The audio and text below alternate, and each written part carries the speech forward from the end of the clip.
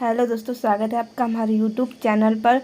तो फ्रेंड्स, इस वीडियो में हम आपको बताएंगे सीजी ओपन बुक एग्ज़ाम 2021 जो छत्तीसगढ़ में चल रहे हैं। तो उसमें हम आपको बताएंगे ये क्वेश्चन पेपर है और इसका सल्यूशन। समय यहाँ पर आपको 3 घंटे का मिलेगा, पूर्णांक 100 का होगा। तो यहाँ पर स्टार्टिंग में निर्देश दिए गए हैं। प्रश्न पत्र में कुल 25 प्रश्न, सभी प्रश्न हल कीजिए। तो यहाँ पर आप लोग इसे ध्यानपूर्वक पढ़ लीजिएगा। तो फ्रेंड्स, जो चैनल पर नए हैं तो वो चैनल को सब्सक्राइब करें, वीडियो को लाइक करें, अपने दोस्तों में ज़्यादा से ज़्यादा शेयर करें। तो आप सभी लोग वीडियो के अंत तक जरूर बने और वीडियो को पूरा देखें। तो यहाँ पर दिया गया है 12 नंबर, उचित शब्दों का चयन कर रिक्त स्थानों की पूर्ति कीजिए। तो पहला है कुटपुतली खालिस्तान व्यक्तित्व का प्रतीक है, तो क्या है? पराधीन भरा जाएगा। दूसरा है खालिस्तान क्रोध का अचार या मुरब्बा है, तो क्या है? बैर। यहाँ पर आपको फिल कर देना है। इसी प्रकार से भाव पल्लवन संक्षेपण का है, तो क्या है? पर्याय। चौथा दिया गया है पीढ़ियाँ और गिट्टियाँ शीर्षक व्यंग्य रचना के लेखक खालिस्तान हैं, तो कौन है? हरिशंकर परसाई। फिर नष्ट रीतिकाल के काव्य में खालिस्तान रस की प्रधानता रही है, तो किसकी रही है? श्रृंगार रस की रही है। फिर इसके बाद 7 नंबर दिया गया है आ तथा बा स्तंभ कथनों में उचित संबंध जोड़कर लिखिए। तो इस प्रकार में आ में दिया गया मीरा की भक्ति अधीनता, और तीसरा दिया गया आधुनिक मीरा रामधारी सिंह दिनकर ऋतुराज। और इसमें दिया गया है बा वाले में दिया गया है दूसरों पर शासन करना, कुरुक्षेत्र। गा है बसंत, गा है महादेवी वर्मा। फिर इसके बाद दिया गया है निम्नलिखित कथनों का संबंध में सत्य अथवा असत्य लिखिए। तो पहला दिया गया रहीम ने बारे और बड़े के श्लेष में से दीपक और कपूत की तुलना की है। दूसरा है अपने विचारों को कहानी या घटना के माध्यम से पुष्ट करते हुए कहना वर्ण शैली का लक्ष्य होता है।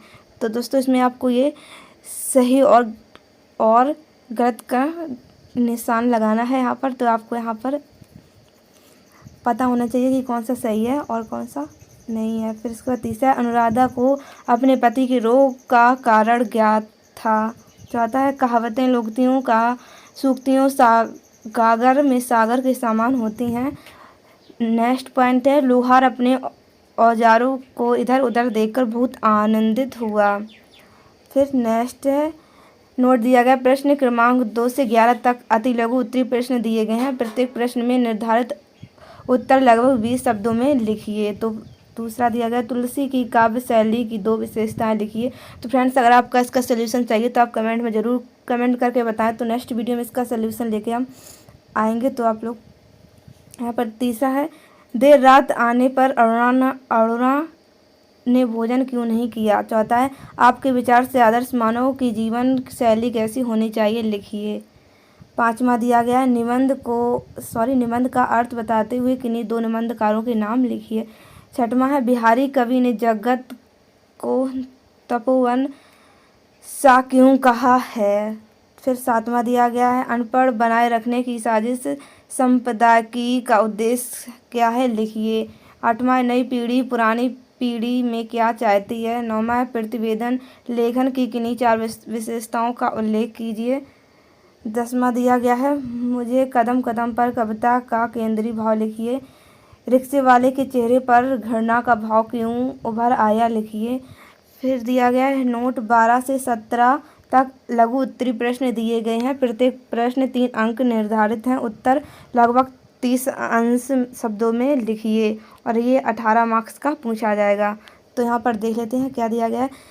रैदास ने किस आधार पर ईश्वर को निर्गुण माना है, उदाहरण द्वारा स्पष्ट कीजिए। 13 है कहानी का गमला एक गमला है तो उपन्यास पूरा उद्यान प्रेमचंद के किस कथन को स्पष्ट करते हुए कितने तत्व उनके नाम लिखिए।